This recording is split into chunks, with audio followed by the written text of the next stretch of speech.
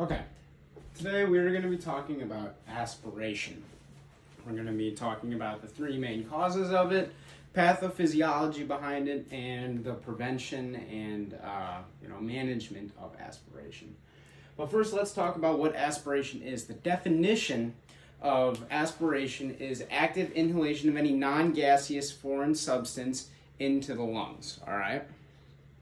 So there are three main causes of this.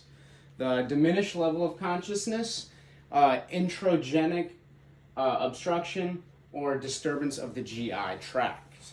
All right, so let's first start with diminished LOC, diminished level of consciousness. When you have a diminished level of consciousness, you lose or you have a depression of your gag reflex.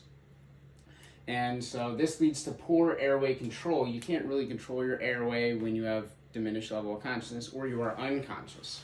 So common causes of this is head injuries, intoxications, sedations, and seizures lead to you not being able to protect your airway as good as you would if you were conscious. The second was introgenic obstructions. So this is related to medical devices that are placed in the airway or the GI tract.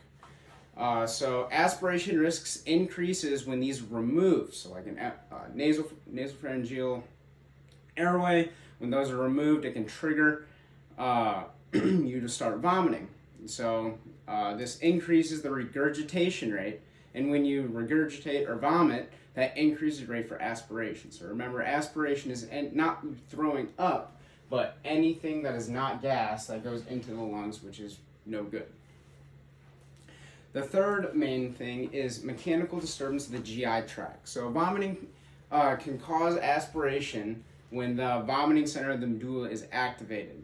So this is, your whole GI tract. This could be irritation, like, something, goes down your throat, you don't like it, gag, try and throw up. Or your inner ear irritation, this is the balance mechanism, all right? So the severity of aspiration, this depends on basically the material that you are aspirating. The pH of the material is a really big problem. It can throw off your pH. Your stomach acid is very acidic. If you ingest that into your lungs, that is not good. Your pH gets thrown way off. And also the presence of bacteria or contaminants in the aspirated material is also a big problem. This can pose to you getting very, very, very sick and can often be fatal. So let's talk about some of the pathophysiology behind aspiration. So aspiration can cause chemical burns to the lung tissue, right? It's, if it's acidic, it's not supposed to be in the lung tissue. It can chemically burn it. This also increases the capillary permeability.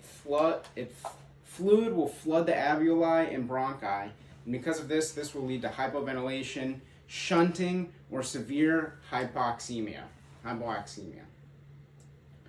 So this is also, you're going into the alveoli cells. This is not, they're not supposed to be, it's not supposed to be there. It is going to damage and destruct the surfactant producing alveolar cells, which is eventually going to lead to the alveolar collapse because of the damage. So what can we do to help this from happening? Prevent and manage aspiration. Well, the big thing is maintain airway control at all times. Elevate the head or the bed of the stretcher so that way there's less chance of it coming back in their mouth and into their airway. If you put it at like a 30 or 45 degree angle, there's more of a chance of it coming out and down and onto the patient, which is better than in the patient, all right? You can also administer prophylactic medications if needed. This isn't done very often, but if needed, you can do that as well.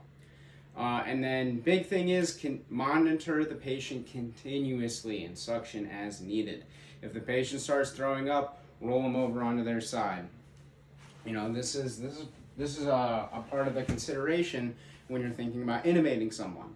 You can't predict whether they're going to throw up or not, and if you think that that's a possibility, you might need to start looking into taking their airways to prevent aspiration from happening if they were to throw up. This was the aspiration overview.